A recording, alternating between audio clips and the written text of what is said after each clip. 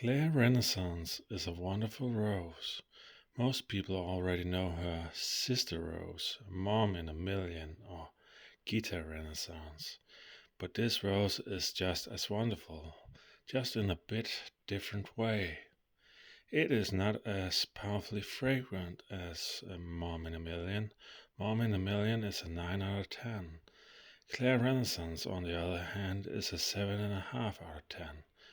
But she does have a very wonderful damask fragrance that is very complex and layered, even though it is not as strong.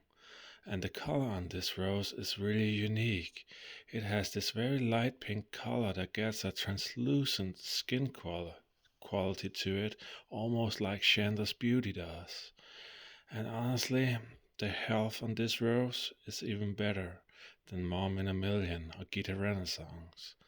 So this is a wonderful rose. I often think it's overlooked. It is especially wonderful for those of you who are already growing Chandra's Beauty and really appreciate that rose, because this rose has so many of the same qualities as the Chandra's Beauty, despite not being as fragrant but having a much better health than Chandra's Beauty.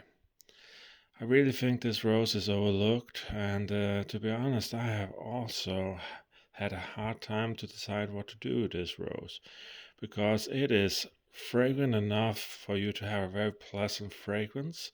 It is just not the strongest fragrance, but when one compares it to the health on this rose, how much it likes to bloom, then it is really a wonderful rose to have in your garden. And honestly, you could go so much more wrong with many other roses. So to sum it up, Claire Renaissance is a really solid rose. I would rank her 8 on health, 7.5 on fragrance, 7.5 on form, and I would say about as 7 on flower, because the flower can be a bit more wild in it. But honestly, this rose would land at about 37 points for me. It is a very solid rose, and I like everything about it. The rose is approximately 20 centimeters taller than Chandra's Beauty, but it gets much of the same beautiful color. The flower heads are a bit more loosely formed and not as tightly T-hybrid as Chandra's Beauty.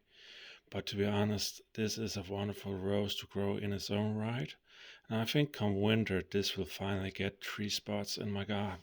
It does, however, get bigger flower heads than Chandra's Beauty.